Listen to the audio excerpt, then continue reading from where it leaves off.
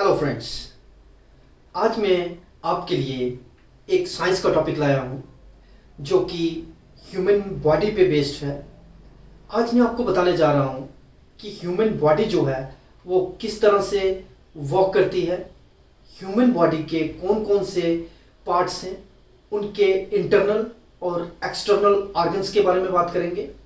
यहाँ पर हम देखेंगे कि ह्यूमन बॉडी के कौन कौन से एक्सटर्नल ऑर्गन्स हैं और कौन कौन से इंटरनल ऑर्गन्स आपस में जुड़ के ज्वाइन होके कौन कौन सा सिस्टम जो है वो बनाते हैं। So let's start human body. Okay, now human body comprises of head, neck, trunk, which includes the thorax and the abdomen.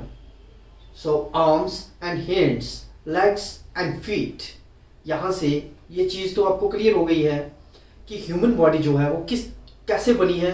Human body हमारे एक हेड रीजन से बनी है, हमारे नेक रीजन से बनी है, हमारे ट्रंक से बनी है, जिसको हम ट्रंक रीजन आ गया हमारा ये वाला पूरा बॉडी, हमारी बॉडी, जिसमें हमारा थायरॉक्स रीजन और एब्डोमेन रीजन आता है। हमारे आर्म्स, हमारे हैंड्स, हमारे लेग्स एंड हमारे फीट, ये सारे पार्ट्स मिलके एक बॉडी की जो है वो रचना करते हैं, जिसे हम ह्यूमन बॉडी कहते हैं।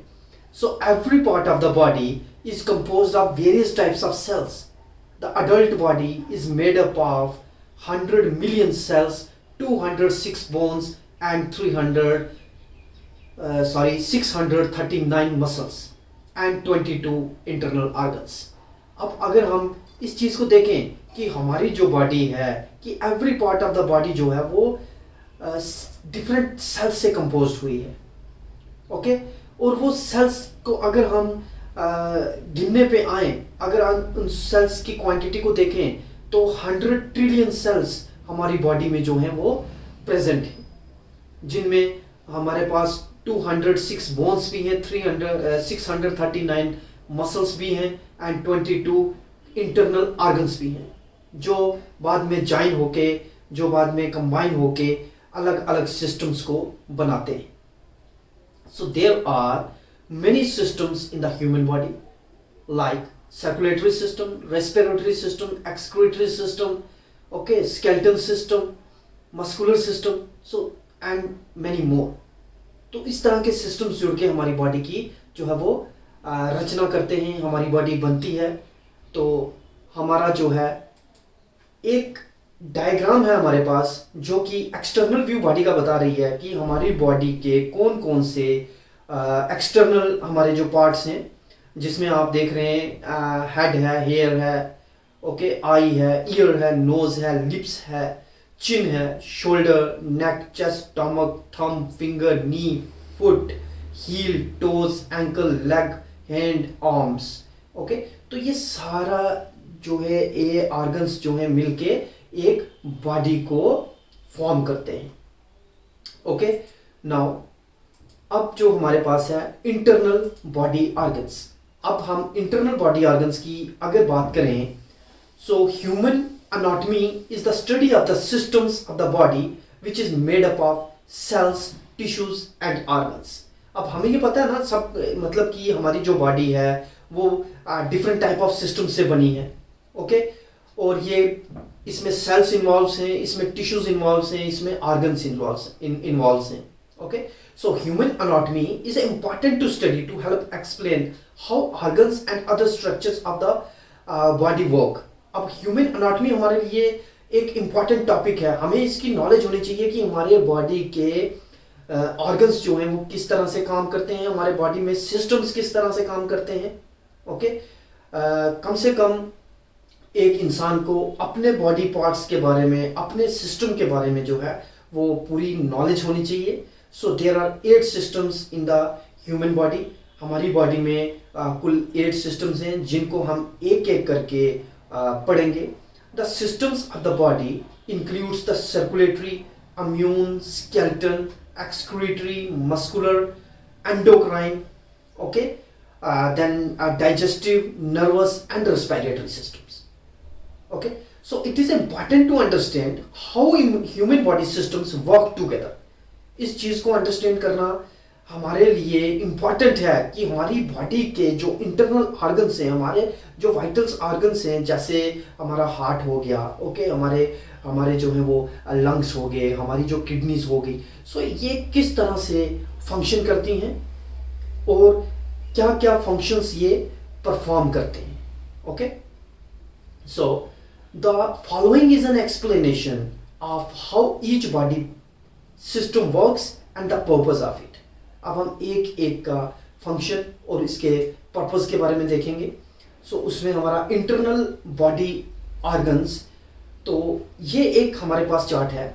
इस चार्ट को आप अच्छी तरह से देखिए कि ह्यूमन इंटरनल ऑर्गन्स में आपके पास पहले नंबर पे है स्टमक, उसके बाद ब्रेन है, heart, kidneys, liver, okay, intestine, mail reproductive system, female reproductive system, bladder, lungs and bones.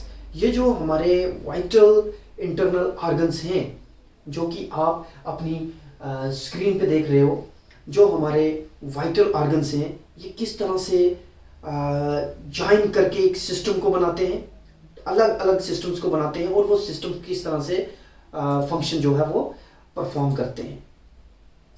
ये देखिए, ये आपके लिए एक, ये जो स्क्रीन पे आपको दिखाया जा रहा है ये चार्ट, इस पे आपको आइडेंटिफाई करना है. इस चार्ट पे मैंने नाम जो है वो नहीं दिए हैं कि आपको आइडेंटिफाई करने हैं कि इनमें से कौन सा ऑर्गन जो है वो उसका नाम क्या है. सो इसमें 9 जो ऑर्गन्स के बारे में आपको बताया गया है, वाइटल ऑर्गन्स हैं, इनको आइडेंटिफाई कीजिए और इनको लेबल कीजिए अपने होमवर्क में. नाउ ये देखिए, अब ये जो ऑर्गन्स थे हमारे, ये जो ऑर्गन्स हैं, इनको जोड़ के जब ये एक एक सिस्टम्स बने, तो ये डायग्राम देखिए आप. इसमें आप देखिए सर्कुलेटरी सिस्टम भी आपको नज़र आएगा, इसमें आपको एक्सक्रीटरी सिस्टम भी नज़र आएगा, और इसमें आपको स्केलेटल अपना मस्कुलर सिस्टम वगैरह जो है, ये सारे सिस्टम्स इसमें आपको नज़र आएंगे. और इसी तरह से हमारी बॉडी के जो हैं वो सिस्टम्स जब कंबाइन होते हैं तो अलग अलग सिस्टम बना के काम करते हैं. नाउ हम different systems of human body के बारे में पढ़ने जा रहे हैं. ये एक, मतलब मैं ये नहीं कहता कि मैं आपको पूरी नॉलेज इसमें डिफरेंट सिस्टम्स में दूंगा. मैं आपको सिर्फ ये हमारा ये जो टॉपिक है, इसमें मैं सिर्फ आपको इस चीज़ से रूबरू करवाना चाहता हूँ कि हमारे कौन कौन से सिस्टम्स हैं, और नटशल में उनका थोड़ा थोड़ा मैं आपको फंक्शन बताना चाहता हूँ, ताकि हम आगे चल के जब सिस्टम्स के ऊपर एक अलग वीडियो जब शूट करें, एक अलग वीडियो बनाएं, उसके ऊपर एक अलग लेक्चर जो है वो उसको फ्रेम करें, सो तब आपको कोई भी प्रॉब्लम जो फेस ना करनी पड़े. आपको सिस्टम्स के बारे में और उसके कम से कम फंक्शंस के बारे में पता हो. बाकी हम उसके छोटे छोटे जो पार्ट्स हैं उसके बारे में हम बाद में भी बात कर सकते हैं. पहला सिस्टम जो हमारे पास आता है वो आता है, सबसे बड़ा सिस्टम हमारी बॉडी का जो है नर्वस सिस्टम. अब नर्वस सिस्टम क्या है? नर्वस सिस्टम को आप अच्छी तरह से जो है उसको देखिए. The body has a connectors neurons that communicate signals through out the body. हमें पता है कि हमारी बॉडी में न्यूरॉन्स हैं, मिलियन ऑफ न्यूरॉन्स हमारी बॉडी में प्रेजेंट हैं, और वो सिग्नल कम्युनिकेट करते हैं हमारी पूरी बॉडी से. वो सिग्नल्स को लेते हैं और हमारे ब्रेन तक उसे पहुंचाते हैं. Okay, messages are sent through nerves called neurons that are responsible for communication in the body. हमारे जो मैसेजेस हैं वो नर्व्स, हमारी पूरी बॉडी में क्या है, हमारी पूरी बॉडी में नर्व्स हैं, और ये जो नर्व्स जो हैं ये हमारी पूरी बॉडी में मैसेजेस को एक जगह से दूसरी जगह पे पहुंचाती हैं थ्रू न्यूरॉन्स. और ये हमारी जो है वो, जब आप न्यूरॉन की डायग्राम देखेंगे, जब हम पूरा सिस्टम पे बात करेंगे, तो उसमें आप देखेंगे एक्सॉन, डेंड्राइट्स जो हैं वो किस तरह से मैसेज को जो है वो रिसीव करते हैं और मैसेजेस को आगे ट्रांसफ़र करते हैं हमारे ब्रेन में. और जैसे ही वो मैसेज हमारे ब्रेन में ट्रांसफ़र होता है, हम किस तरह से किसी चीज़ के ऊपर एक्ट करते हैं.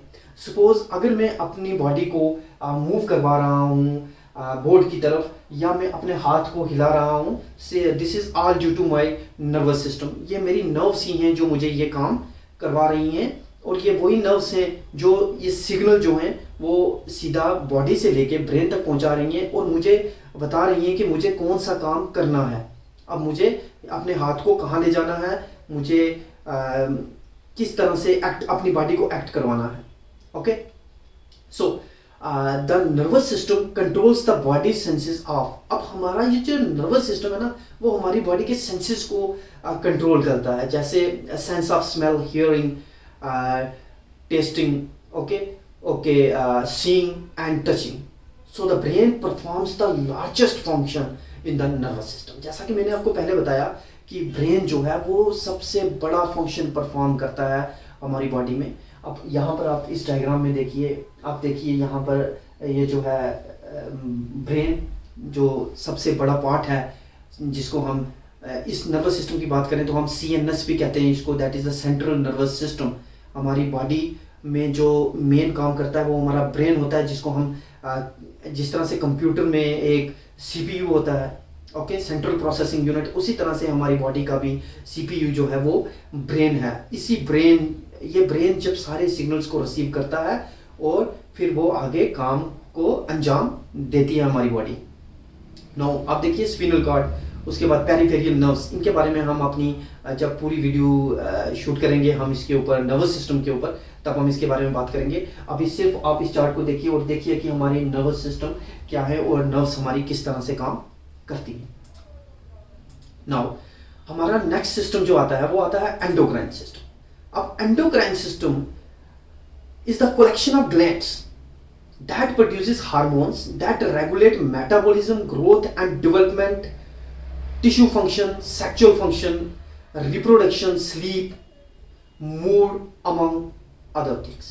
Okay, so there are two categories of glands in the body, that is the exocrine and endocrine glands. अब जैसा मैंने आपको बताया कि एंडोक्राइन सिस्टम हमारी बॉडी में जो हमारे बॉडी में हार्मोन्स हैं, उनकी सिक्रीशन कौन करता है? उनकी सिक्रीशन करवाता है एक ग्लैंड जो हमारी बॉडी में है। जिस तरह से हम बात करें, so liver is the largest gland in human body. Liver is the largest gland in human body. इसी तरह से हमारी बॉडी में डिफरेंट ग्लैंड्स हैं, जिनकी बात हम वापस एंडोक्राइन सिस्टम में जाके पूरी वीडियो के ऊपर डेवलप करेंगे। वो जो ग्लैंड्स हैं वो जब हार्मोन की सिक्रीशन करते हैं तो हमारी बॉडी के मेटाबॉलिज्म को वो रेगुलेट करते हैं, उसकी ग्रोथ को, डेवलपमेंट को, टिश्यू फंक्शन को, सेक्सुअल फंक्शंस को, ओके, रिप्रोडक्शन को, स्लीप को, मोड को, इन सब चीज़ों को वो हार्मोन्स कंट्रोल करते हैं। मतलब कहने का ये मतलब है कि हमारी बॉडी जो वर्क कर रही है वो हार्मोन्स के ऊपर काम कर रही है। ओके, अब हार्मोन्स जैसे जैसे सिक्रीट होंगे हमारी बॉडी में, हम उसी तरह से वो काम करेंगे। अगर ग्रोथ हार्मोन्स हमारी बॉडी में कम है तो स्टंटेड ग्रोथ रह जाती है इंसान की, वो पूरी तरह से उसकी ग्रोथ जो है वो नहीं हो पाती। ओके, सो ग्लैंड्स मैं अभी जो आपको बता रहा था कि there are two major categories of glands हमारी बॉडी में जो हैं, वो है exocrine glands and endocrine glands. Major categories जो हैं एंडोक्राइन और एक्सोक्राइन। अब एक्सोक्राइन ग्लैंड्स जो हैं वो क्या हैं और एंडोक्राइन ग्लैंड्स क्या हैं? क्या इनके अलावा भी हमारी बॉडी में कोई और कैटेगरी है ग्लैंड्स की, जिसके बारे में हम आगे जाके पढ़ेंगे? नो, मैं आपको बता दूं कि एक्सोक्राइन ग्लैंड्स जो हैं वो हमारी बॉडी में, इनको हम डक्टेड ग्लैंड्स भी बोलते हैं। इनकी एक डक्ट रहती है, okay, which carry their secretory products to the surface. For example sweat gland हो गया, सैलिवरी ग्लैंड हो गया, मेमोरी ग्लैंड हो गया, ठीक है ना, और भी इसी तरह के कुछ हैं जिनकी एक डक्ट है जो हार्मोन्स सिक्रीट, ये जो ग्लैंड्स हार्मोन सिक्रीट करते हैं, ये थ्रू एक डक्ट के थ्रू सिक्रीट करते हैं हार्मोन्स को। ओके, और फिर ये उनको जाके ब्लड में मिक्स करते हैं और फिर हमारी बॉडी उसके ऊपर रिएक्ट करती है। अब हमारे जो एंडोक्राइन ग्लैंड्स हैं, एंडोक्राइन ग्लैंड्स जो हैं, they do not have the ducts to carry their product to the surface. इनकी कोई डक्ट नहीं होती, ये डायरेक्टली ब्लड में जाके अपनी सिक्रीशन को करते हैं। जैसे पाइनियल ग्लैंड है, पिट्यूटरी ग्लैंड है, ओवरीज है, टेस्टिस है, इनकी कोई भी डक्ट नहीं। ओके स्टूडेंट्स, अब पाइनियल ग्लैंड जो है, अब देखिए मैं एक एग्जांपल देता हूं आपको कि ये जो पाइनियल ग्लैंड है, ये हमारे ब्रेन में प्रेजेंट रहता है। ओके, अब ये इसकी जो सिक्रीशन है, जो ये हार्मोन सिक्रीट करता है, उसकी वजह से हमें नींद आती है, उसकी वजह से हम सो पाते हैं अच्छी तरह से। अगर पाइनियल ग्लैंड की सिक्रीशन अच्छी तरह से ना हो, अगर पाइनियल ग्लैंड अपना काम पूरी तरह से ना करे, तो कई दफ़ा हम देखते हैं कि हमें स्लीपिंग डिसऑर्डर्स हो जाते हैं, रात को नींद नहीं आती, फिर हमें कुछ मेडिसिन का सहारा लेना पड़ता है इस नींद के लिए। सो पाइनियल ग्लैंड जो है वो एक इम्पॉर्टेंट रोल अदा करता है हमारी बॉडी में और इसकी सिक्रीशन। ओके, नाउ उसी तरह से पिट्यूटरी है और ओवरीज हैं, ये भी उसी तरह से फंक्शन करती हैं। एक डक्टलेस ग्लैंड इनको कहा जाता है, डायरेक्टली ब्लड में ही अपनी सिक्रीशन को करती हैं। सो एंडोक्राइन सिस्टम में भी आप ये जो है स्क्रीन पे आप चार्ट देख लीजिए पूरा एंडोक्राइन सिस्टम, इसमें आपको हर एक बॉडी के अलग अलग जो है वो हार्मोन्स के बारे में बताया गया है। ओके, थायराइड ग्लैंड क्या है, पैराथायराइड, हाइपोथैलेमस क्या है, पिट्यूटरी क्या है। ओके, उसी तरह से हमारा पेनक्रियास क्या है। अच्छा, मैं आपको ये भी बता दूं कि एंडोक्राइन सिस्टम में मैंने आपको बताया जैसे एंडोक्राइनोलॉजी में एक्सोक्राइन और एंडोक्राइन ग्लैंड्स, इसके अलावा कुछ ग्लैंड्स हमारी बॉडी में ऐसे भी हैं जो दोनों फंक्शंस को परफॉर्म करते हैं, मतलब वो डक्टेड भी हैं, ओके, और डक्टलेस भी हैं। जैसे एक पेनक्रियास हम ले लेते हैं अपना, तो वो डायरेक्टली ब्लड में अपनी सिक्रीशन भी करता है इंसुलिन की, और एक डक्ट के थ्रू अपना पेनक्रियाटिक जूस जो है वो भी गैस्ट्रोइंटेस्टाइनल ट्रैक्ट में पहुंचाता है ताकि वहाँ पर डाइजेशन अच्छी तरह से हो सके। और इसी तरह से लीवर भी बाइल जूस को एक डक्ट के थ्रू आगे पहुंचाता है डाइजेशन के लिए, और काफ़ी सब्सटेंस जो है लीवर डायरेक्टली ब्लड में भी पहुंचाता है। So these type of glands are called as mesocrine glands. These are mesocrine glands, ये इसकी तीसरी कैटेगरी है। बट तो मेन जो कैटेगरीज थी हमारे पास वो थी, एक हमारे पास एंडोक्राइन और दूसरी थी एक्सोक्राइन, एक डक्टेड थी, एक डक्टलेस थी। ओके स्टूडेंट्स, नाउ अब हमारे पास आता है रेस्पिरेटरी सिस्टम। अब रेस्पिरेटरी सिस्टम से कौन वाकिफ नहीं है? रेस्पिरेटरी सिस्टम हमारा वो सिस्टम हमारी बॉडी का जिस सिस्टम से हम सांस लेते हैं। Okay, system respiratory system brings oxygen to the human body and get rid of carbon dioxide. ये ह्यूमन बॉडी के अंदर ऑक्सीजन को लाता है और कार्बन डाइऑक्साइड को बॉडी से रिमूव करता है। So body need oxygen to live. हमारी बॉडी को जिंदा रखने के लिए हमें ऑक्सीजन की जरूरत पड़ती है। The organ used in the respiratory system is, जो ऑर्गन हमारी रेस्पिरेटरी सिस्टम में यूज होते हैं वो कौन से हैं? वो हमारा सबसे बड़ा जो ऑर्गन है वो है लंग्स। ओके, लंग्स यानी कि हमारे फेफड़े, सो इनसाइड द लंग्स। अब लंग्स के अंदर क्या है? There are tiny sacs filled with air, जिनको हम एल्वियोलीज भी कहते हैं। उनमें ये हवा से भरी रहती हैं। ओके, हार्ट जो ब्लड को पंप करता है, ओके, वो inside the lungs, heart pumps the blood inside the lungs and take in oxygen and releases carbon dioxide. Okay, जब ये लंग्स के अंदर हमारा ब्लड जाता है, ओके, वहां पर ऑक्सीजन को पहुंचाता है और कार्बन डाइऑक्साइड को वहां से आउट कर देता है। So every breath the body take consist of taking the oxygen and releasing carbon dioxide. हर एक जब हम सांस लेते हैं तब बॉडी के अंदर ऑक्सीजन इंटर होती है और कार्बन डाइऑक्साइड जो है वो बाहर जाती है। किस तरह से हार्ट ऑक्सीजन को हमारी लंग्स तक पहुंचाता है, किस तरह से हमारा कार्बन डाइऑक्साइड जो है वो बॉडी से बाहर जाता है, कौन कार्बन डाइऑक्साइड को एनवायरनमेंट में कंज्यूम करता है और कौन हमें ऑक्सीजन को प्रोवाइड करता है, ये हम अपने पूरे टॉपिक में पढ़ेंगे, रेस्पिरेटरी सिस्टम। अब रेस्पिरेटरी सिस्टम की हमने बात की तो उसकी डायग्राम ना देखें तो थोड़ी नाइंसाफ़ी हो जाती है। सो इसमें देखिए, आप रेस्पिरेटरी सिस्टम में आप देखेंगे पहले आपके पास ये जो है नेजल कैविटी, ये जो चार्ट देख रहे हैं आप, इसमें आप देखिए पहले ये नेजल कैविटी है। नेजल कैविटी दैट नाक की बात कर रहा हूँ, जहाँ से हम सांस लेते हैं। Okay, nostril, then oral cavity, okay, larynx, pharynx, trachea, जिसको हम विंड पाइप भी कहते हैं, जो डायरेक्टली सीधे माउथ से होके सीधे लंग्स में पहुंचती है और हमारे लंग्स में जो है हवा को पहुंचाती है, एयर को पहुंचाती है। इसी तरह से और भी डिफरेंट पार्ट्स हैं जिनको हम आगे चल के डिस्कस करेंगे। मेन आप देख लीजिए, राइट लंग है, लेफ्ट लंग है, ठीक है, बेस ऑफ द लंग है, उसके बाद डायाफ्राम है जो लंग्स की मूवमेंट जो है उसमें हेल्प करता है, डायाफ्राम। नाउ हमारा जो नेक्स्ट सिस्टम जो आता है वो है सर्कुलेटरी सिस्टम।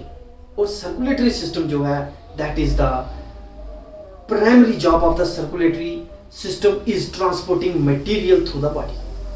हमारी बॉडी में जो हम खाना खाते हैं, जो हम न्यूट्रिएंट्स लेते हैं, वो डिफरेंट टाइप ऑफ न्यूट्रिएंट्स को हमारे बॉडी के डिफरेंट पार्ट तक पहुंचाने का काम करता है ये circulatory system. It carries nutrients, oxygen and water to different cells in the body and remove waste that the cell create. ये बॉडी में वेस्ट मटेरियल को भी रिमूव करता है जो हमारे सेल्स क्रिएट करते हैं।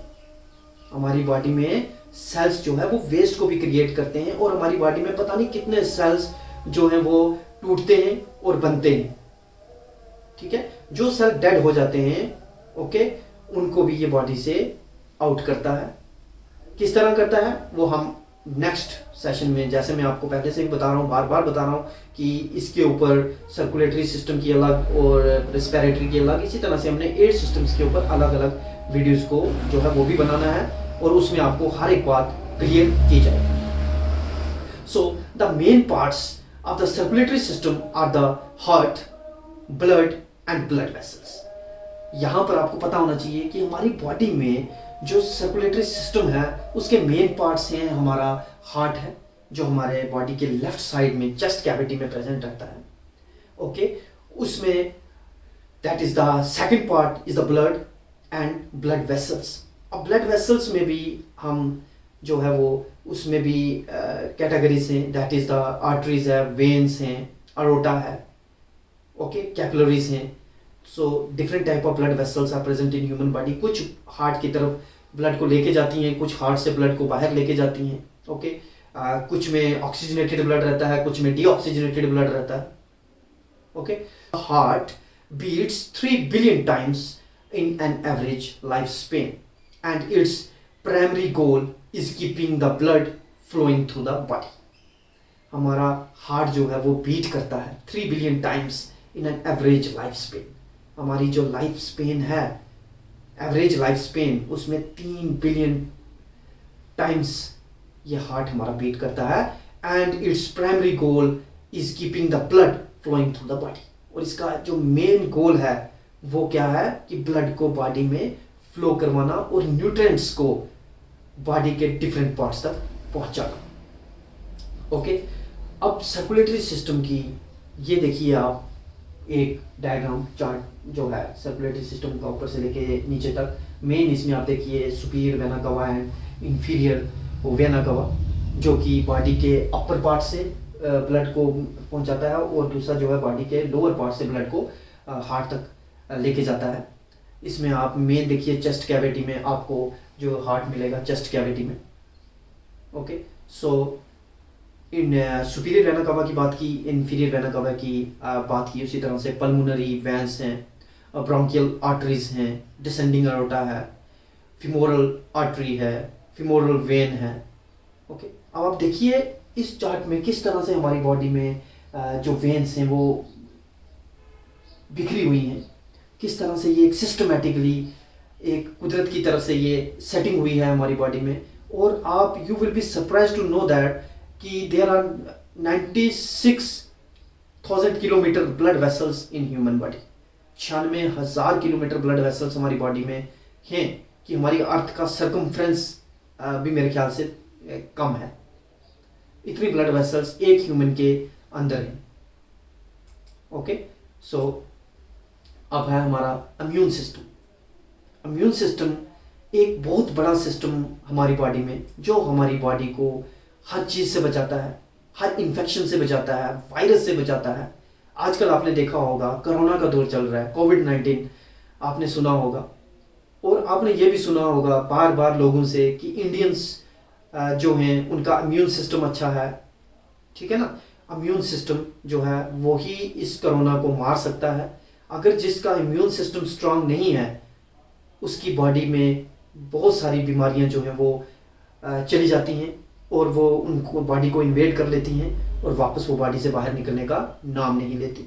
तो अपने इम्यून सिस्टम को, अपने बॉडी के इम्यून सिस्टम को स्ट्रांग बनाना है, अपने आप को ऐसी चीज़ों से दूर रखना है जिससे हमारी बॉडी का इम्यून सिस्टम जो है वो वीक हो जाता है, जैसे जंक फूड वगैरह, जैसे बाहर का खाना, ओके, जैसे अपना जो न्यूट्रिएंट्स हैं, अपनी जो डाइट है वो प्रॉपर ना लेना, ओके, बार बार मेडिसिन का यूज़ करना जो डॉक्टर्स ने प्रिस्क्राइब नहीं की हैं, वो मेडिसिन, एंटीबायोटिक लेने से भी हमारा, ज़्यादा एंटीबायोटिक लेने से भी हमारा इम्यून सिस्टम जो है वो डेड हो जाता है, ख़त्म हो जाता है। जब कोई कोई प्रॉब्लम बॉडी में आ जाती है, कोई बीमारी लग जाती है, अगर हमने पहले से ही एंटीबायोटिक का ज़्यादा यूज़ किया होगा तो बाद में एंटीबायोटिक हमारी बॉडी के ऊपर काम नहीं करती। सो इम्यून सिस्टम के बारे में थोड़ा सा देखेंगे। So immune system is made up of cells, organs, protein, tissues that fight together to guard the human body against diseases. अब देखिए इम्यून सिस्टम जो है वो सेल से, ऑर्गन से, प्रोटीन से, टिश्यू से बना हुआ है और वो इकट्ठे होके सारे फाइट करते हैं ह्यूमन बॉडी में। सब इकट्ठे होके ह्यूमन बॉडी को गार्ड करते हैं, फाइट करते हैं डिजीजेस से, जस्ट लाइक अ सोल्जर। ये हमारी बॉडी में एक सोल्जर की तरह रिएक्ट करते हैं। जिस तरह से बॉर्डर्स के ऊपर हमारी फोर्स है और हमारे कंट्री को प्रोटेक्ट कर रही है एनिमीज से, उसी तरह से हमारा इम्यून सिस्टम भी हमारी बॉडी को डिफेंस कर रहा है, हमारी बॉडी को प्रोटेक्ट कर रहा है किसी फॉरेन एजेंट से। Okay, so skin is a organ of the immune system that keeps harmful substance out of the body and hold beneficial substance in it. अब हमारी जो स्किन है ना, जो चमड़ी जिसको हम कहते हैं, हमारी जो स्किन है, स्किन मैंने पहले आपको बताया कि liver is the largest gland in human body. अब मैं आपको बता रहा हूं कि skin is the largest organ in human body. Skin is the largest organ in human body. So यही स्किन जो है हमारी बॉडी को इंटैक्ट रखती है, हमारी बॉडी में किसी भी फॉरेन एजेंट को जाने नहीं देती, बेनिफिशियल सब्सटेंस को बॉडी के अंदर रखती है और जो हार्मफुल सब्सटेंस है उनको बॉडी से बाहर कर देती है। Okay, so the immune system attack germs and saves the body from the disease. यही इम्यून सिस्टम है जिसमें लिम्फोसाइट्स है, माइक्रोफेजेस है। ओके, ये हमारी बॉडी को प्रोटेक्ट करते हैं। लिम्फोसाइट्स, माइक्रोफेजेस किस तरह से एनगल्फ कर जाते हैं ये बैक्टीरिया को, हमारी बॉडी में जो बैक्टीरिया है ये उनको किल करके उनको खा जाते हैं। फैगोसाइटोसिस एक प्रोसेस होता है, आगे वाली वीडियोस में हम देखेंगे इसको। So the body fights a common cold by producing more mucus through the mucous membrane which drain the germs out of the body. अब हमारी बॉडी फाइट्स करती है कॉमन कोल्ड से, कैसे? by producing more mucus through the mucous membrane। हमारी जो mucus membrane है उसमें ज्यादा म्यूकस को सेक्रेट करके और जो जर्म्स होते हैं हमारी बॉडी से उनको ड्रेन कर देती है, उनको बाहर कर देती है।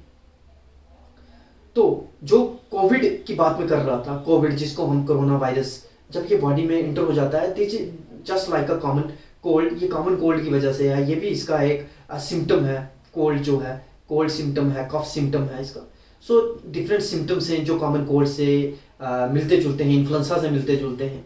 ओके, जब ये बॉडी के अंदर इंटर हो जाते हैं तो हमारी बॉडी को इन्वेड कर देते हैं, हमारे रेस्पिरेटरी सिस्टम जो है उसको जकड़ लेते हैं, हमारे जो ट्रैकिया है, हमारी जो विंड पाइप है उसको ब्लॉक कर देते हैं, हमारे ब्रोंक्यूल्स को, हमारे ब्रोंकाइटिस जो हैं उसको ब्लॉक कर देते हैं, जिसकी वजह से इंसान सांस नहीं ले पाता, वो निमोनिया उसको जकड़ लेता है और फाइनली उसकी डेथ हो जाती है अगर ये पूरी तरह से इसकी रिकवरी ना हो तो। So that was your immune system. So immune system की जो देखिए आप ऑर्गन्स कुछ हैं यहाँ पर इम्यून सिस्टम के जो बताए गए हैं इस चार्ट पे। सो ऑर्गन में आप देखिए माउथ से शुरू हो रहे हैं ऑर्गन, और देखिए कहाँ तक ये ऑर्गन्स जो है वो काम कर रहे हैं हमारे, जिसमें हमारे पास जो है वो कौन कौन से ऑर्गन्स आते हैं, टॉन्सिल्स आते हैं, ठीक है ना, थाइमस जो है वो एक हमारा ऑर्गन है। ओके, लिम्फ नोड्स हैं।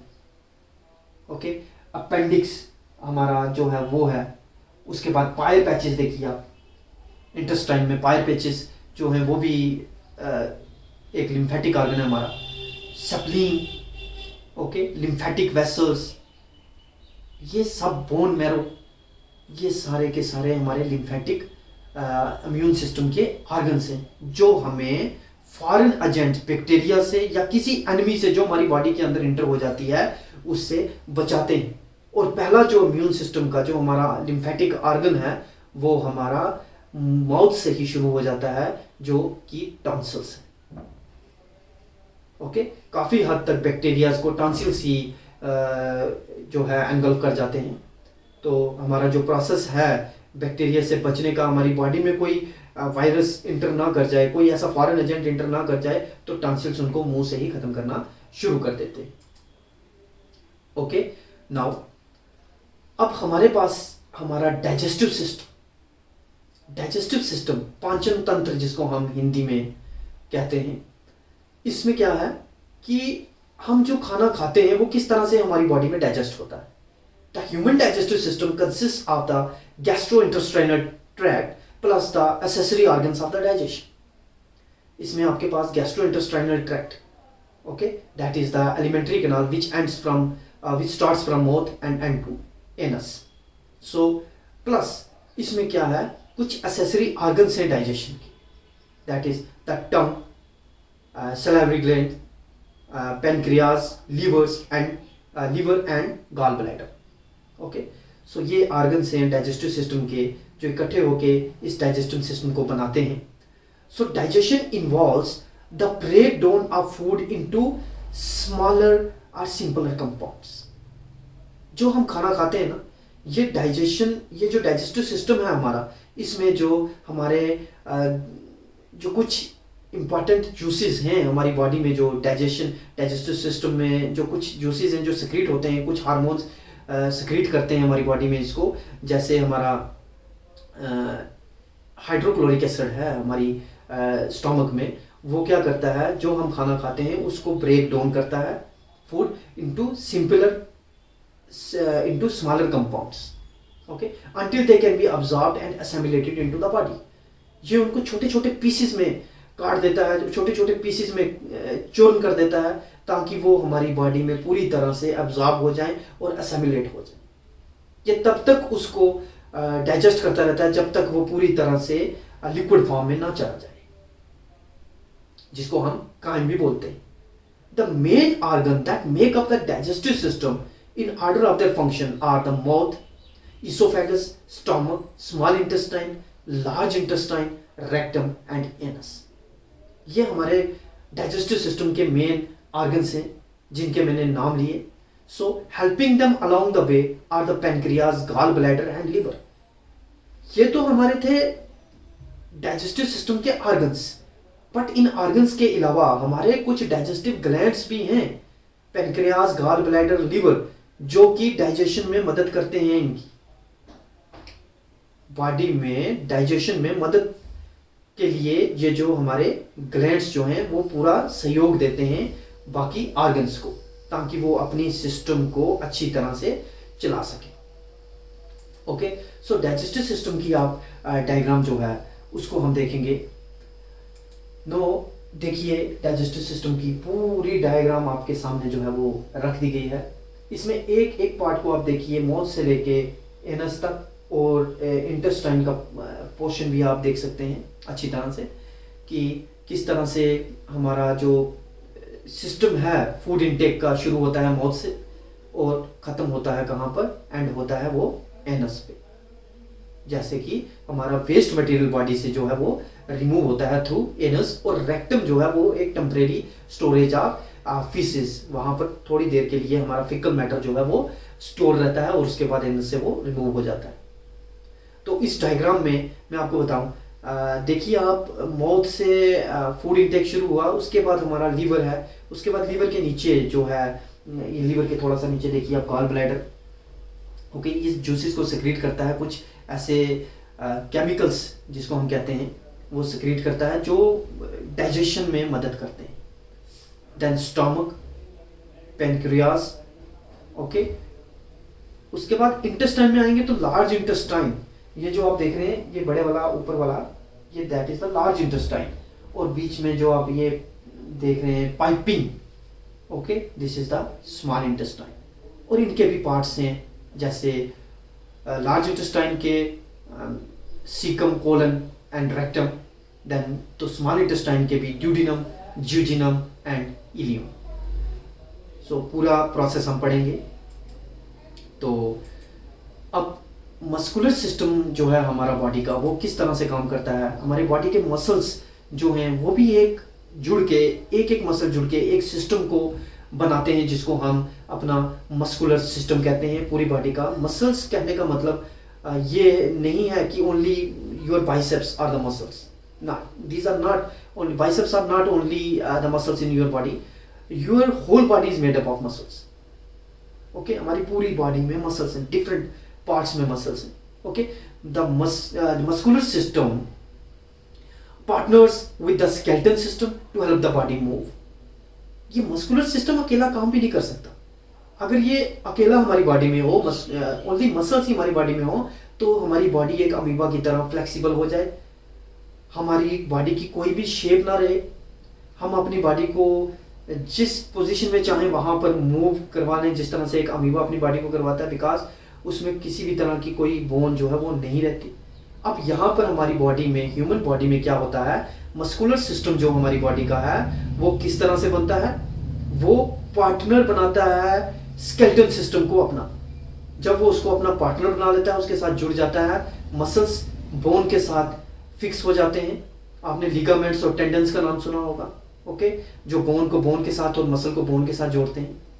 तो लिगामेंट्स और टेंडन्स की मदद से ये मसल जब बोन के साथ और बोन मसल्स के साथ अटैच होती हैं, तो ये दोनों मिलके हमारी बॉडी में मस्कुलर सिस्टम बनाते हैं। So muscular tissues cool and heat the body under the skin. अब ये जो मस्कुलर टिश्यूज है हमारे, ये हमारी बॉडी के अंदर कूलिंग और हीटिंग का प्रोसेस भी करते हैं। ठीक है, बॉडी हमारी स्किन के अंदर की बात कर रहा हूँ। Muscles that are not controlled are called involuntary muscles and the muscles which are controlled are called voluntary muscles. अब हमारे मसल्स भी दो तरह के हैं, एक नॉन वॉलेंटरी मसल्स है हमारे, एक वॉलेंटरी मसल्स है। अब देखिए, जैसे कोई इंसान कहीं पर जा रहा है और चलते चलते रास्ते में उसको कोई सांप, कोई स्नेक सामने आ जाता है और वो इमीडिएटली अपने आप को विड्रा कर लेता है पीछे की तरफ, उसको एक धक्का लगता है। सो वो जो मसल्स रिएक्ट हुए वो उसके इनवॉलेंटरी मसल्स थे। हमारे ब्रेन की विल के साथ वो काम नहीं हुआ। अगर आपका हाथ किसी आयरन के साथ, हॉट आयरन के साथ या किसी हॉट ऑब्जेक्ट के साथ टच हो जाता है, इमीडिएटली आप उसको विड्रा कर लेते हो, या कभी कोई करंट आपको लग जाता है किसी वायर से, तो आपका जो हाथ है वो इमीडिएटली विड्रा हो जाता है automatically without your will. So these are involuntary muscles, these are the act of involuntary muscles. Okay, so अब वॉलेंटरली मसल्स जो है, सो ये जो इनवॉलेंटरी मसल्स और वॉलेंटरली मसल्स की हमने बात की है, ये रिफ्लेक्स एक्शन की वजह से हमारी बॉडी में ये सिस्टम चलता है, स्पिनल कॉर्ड, रिफ्लेक्स एक्शन। ठीक है ना, इसको भी हम मस्कुलर सिस्टम में देखेंगे। नो, वॉलेंटरली मसल्स जो हैं वो हमारी बॉडी की मर्जी से काम करते हैं। जैसे मैं काम कर रहा हूँ, मैं अपने हाथ को जहाँ चाहूँ ले जा सकता हूँ, जो मर्जी कर सकता हूँ, अपने हेड को घुमा सकता हूँ, ओके, अपनी बॉडी को घुमा सकता हूँ। जब हमारी बॉडी का कंट्रोल हमारे ब्रेन से कट जाता है, तब ये मसल्स हमारे जो है वो काम नहीं करते। इसीलिए जब किसी को पैरालिसिस हो जाता है तो उसका कनेक्शन जो है ब्रेन से कट जाता है बॉडी का, और वो अपने हाथ को, अपने लिम्स को मूवमेंट नहीं करवा सकता। So almost half the weight of the human body is made up of the skeleton system. हमारी बॉडी का जो हाफ वेट है ना, वो हमारी बॉडी का स्केलेटन सिस्टम से ही बना हुआ है। So there are approximately 369 muscles in the human body. मैंने पहले भी आपको बताया कि हमारी बॉडी में 369 मसल्स हैं। ठीक है ना, ये देखिए आप इस पे स्क्रीन पे मसल्स जो हैं वो किस तरह से आप बॉडी को बना रहे हैं, किस तरह से जॉइन होके बॉडी को, अगर हम स्किन को अपनी बॉडी से रिमूव कर दें तो हमारी जो है बॉडी की शक्ल जो है वो सेम इसी तरह से लगने वाली है। ओके, नाउ अब यहाँ पर देखिए डेल्टॉइड मसल, बाइसेप्स, ओके, फ्रंटिनल्स, इसी तरह से डिफरेंट मसल्स जो हैं हमारी बॉडी में प्रेजेंट है, जिनको हम आगे चल के पढ़ेंगे। नाउ अब हमारे पास आता है हमारा स्केलेटन सिस्टम, जिसका जो मैंने आपको मस्कुलर सिस्टम का पार्टनर बताया था, आज हम उसकी बात करेंगे। Skeleton system protects major organ throughout the body. ये स्केलेटन सिस्टम का काम हमारी बॉडी में ये है कि हमारी बॉडी के जो वाइटल ऑर्गन्स हैं उनको प्रोटेक्ट करता है। ये ऊपर वाले ने हमें एक कवच के तौर पे प्रोवाइड किया है, हमारी बॉडी की प्रोटेक्शन के लिए हमें प्रोवाइड किया है। अब आप देखिए जितने भी वाइटल ऑर्गन हैं हमारी बॉडी के, वो सारे के सारे स्केलेटन सिस्टम के अंदर ही है, हमारे रिब्स के अंदर। हमारा हार्ट, हमारे लंग्स, ओके, हमारा लीवर, ठीक है ना, ये सारे के सारे हमारे बॉडी के अंदर हैं। और हमारा स्कल जो है उसके अंदर हमारा ब्रेन, उसी तरह से हमारी किडनीज हैं, तो वहाँ पर भी हमारे रिब्स जो हैं वो 2 फ्लोटिंग रिब्स जिनको हम बोलते हैं, वो भी वहाँ पर जाती हैं और उनको प्रोटेक्ट करती हैं, किडनीज को भी प्रोटेक्ट करती हैं। Okay, so bones are connected by cartilage, joints and ligaments. The skeleton system allows the body to move around to give it shape. ये स्केलेटन सिस्टम ही हमारी बॉडी को शेप देता है। जैसे मैंने पहले बताया कि अगर स्केलेटन सिस्टम हमारी बॉडी में ना हो तो हमारी बॉडी जो है वो एक फ्लेक्सिबल हो, उसकी कोई शेप ना हो, आप जो शेप चाहें अपनी बॉडी को दे सकते हैं without bones. So bones contain marrow inside, where red and white blood cells are made and carried through the whole body by the circulatory system. अब यही बोन्स हैं, इनके अंदर मैरो जो है वो प्रेजेंट रहता है, जहाँ पर हमारा रेड एंड वाइट ब्लड जो सेल्स हैं वो बनते हैं। ओके, एंड यही रेड और वाइट ब्लड सेल्स, जिनको हम आरबीसी और डब्ल्यूबीसी भी कहते हैं, ये थ्रू सर्कुलेटरी सिस्टम के हमारी पूरी बॉडी में ट्रांसफर होते हैं। ओके, नाउ अब स्केलेटन सिस्टम में हम देखेंगे कि हमारा जो स्केलेटन सिस्टम है वो किस तरह का दिखता है और उसमें कितनी बोन्स हैं। मैंने बताया 206 बोन्स, बट उन बोन्स की लोकेशन क्या है, कौन सी बोन कहाँ पर है। ओके, जैसे हमारा अपेंडिक्स, ओके, जैसे हमारा पेल्विक ग्रिडल, अपेक्स है हमारे पास, और उसके बाद पेल्विक ग्रिडल है हमारे पास। ओके, अपर पोर्शन आता है, एक लोअर पोर्शन आता है, उसमें हम देखेंगे ह्यूमरस क्या है, रिब्स क्या है, वर्टिब्रल कॉलम क्या है, रेडियस क्या है, यूरिना क्या है, कार्पल क्या है, मेटाकार्पल क्या है, टार्सल्स क्या है, मेटाटार्सल्स क्या है, फ्लेंजेस क्या है, फीमर क्या है, पेटिला क्या है, टिबिया क्या है, फेब्यूला क्या है, ओके, इस्चियम क्या है, इलियम क्या है, प्यूबिस क्या है, ठीक है, स्कैप्यूला क्या है, कैविकल क्या है, स्टर्नम क्या है। ओके, तो ये सारे जो हैं बोन्स के बारे में, उनकी लोकेशंस के बारे में, कौन सी हमारी बॉडी की लॉन्गेस्ट बोन है, कौन सी हमारी बॉडी की शॉर्ट बोन है, इसके बारे में भी हम आगे चल के अपनी नेक्स्ट वीडियोज़ में पढ़ेंगे। तो हमारा जो ये सिस्टम, नेक्स्ट जो सिस्टम हमारे पास आ रहा है वो आ रहा है हमारा एक्सक्रीटरी सिस्टम। एक्सक्रीटरी सिस्टम मतलब जो आपकी बॉडी में टॉक्सिक मटेरियल है, आपकी बॉडी में जो टॉक्सिन्स जो प्रोड्यूस होते हैं वो बॉडी से एक्सपेल्ड किस तरह से होते हैं, ठीक है। Toxins are expelled through the excretory system. The most important organs of the excretory system are the kidneys. और ये जो फंक्शन परफॉर्म करते हैं एक्सक्रीटरी सिस्टम का, वो जो मेन फंक्शन है वो किडनीज परफॉर्म करती हैं, लीवर परफॉर्म करता है एंड स्किन परफॉर्म करती है। ओके, किडनीज आपको पता है कि किडनीज में क्या है, नेफ्रॉन्स, जिसको हम फिल्ट्रेशन यूनिट कहते हैं। हमारी बॉडी में जितना भी टॉक्सिक मटेरियल है थ्रू यूरिन हमारी बॉडी से बाहर जाता है, वो नेफ्रॉन्स ही फिल्टर करके बाहर भेजता है थ्रू किडनीज। सो लीवर है और स्किन है। So liver works as a filter helping to catch waste and remove them from the body. Liver भी हमारे बॉडी से वेस्ट को लेता है और उसे बॉडी से बाहर करता है और हमारी बॉडी को क्लीन रखता है। Excess salt is removed out of the body by the kidneys. हमारी बॉडी में जब एक्सेस सॉल्ट हो जाते हैं, ठीक है ना, वो भी हमारी बॉडी से किडनीज ही रिमूव करती हैं। Now the skin secretes salt, water and other toxin out of the body by sweating. Okay, the excretory system is a very important for keeping the body clean.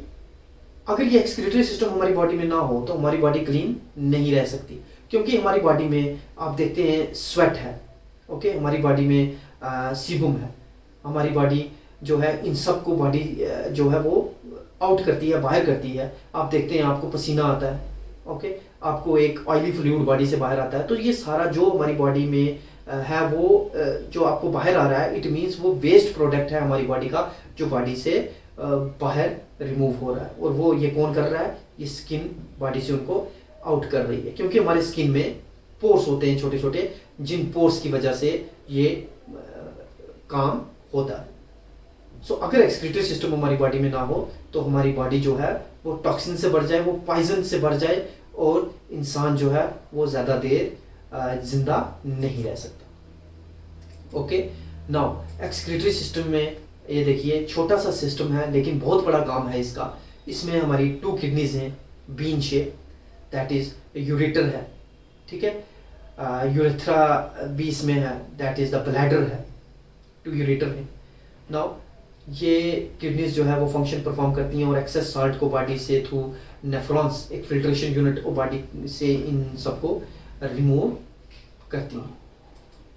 Okay, now that is the reproductive system. अब जो हमारा next system आ रहा है वो आ रहा है reproductive system. So reproductive system or genital system is a system of sex organs within an organism which works together for the purpose of sexual reproduction। अब हम सबको पता है कि अगर दुनिया में पॉपुलेशन जो है वो दिन ब दिन बढ़ रही है, so this is all the process of reproduction, ठीक है ना, to produce the species of your own kind, अपने जैसी और स्पीशीज को क्रिएट करना, अपने जैसी और स्पीशीज को रिप्रोड्यूस करना। सो this is the reproductive system. सही मायने में देखा जाए तो बॉडी का सबसे बड़ा सिस्टम यही है। अगर रिप्रोडक्टिव सिस्टम ना हो तो जो है रिप्रोडक्शन का प्रोसेस जो है वो स्टॉप हो जाएगा, ठीक है ना, स्पीशीज का बनना खत्म हो जाएगा, ठीक है। अगर स्पीशीज ही नहीं रहेंगी तो सिस्टम्स कैसे बनेंगे? Now many non living substance such as fluid, hormones and pheromones are also important accessories to the reproductive system. So reproductive system is the collection of internal and external organs. इसमें reproductive system में internal organ भी involve होते हैं और कुछ external organs भी involve होते हैं, तभी ये system complete होता है। Due to its vital role in the survival of species, many scientists argue that the reproductive system is among the most important system in the entire body। अब जैसा कि मैंने आपको पहले बताया, due to its vital role in the survival of the species के जिंदा रहने, उनके सर्वाइव करने के पीछे इसका बहुत बड़ा रोल है।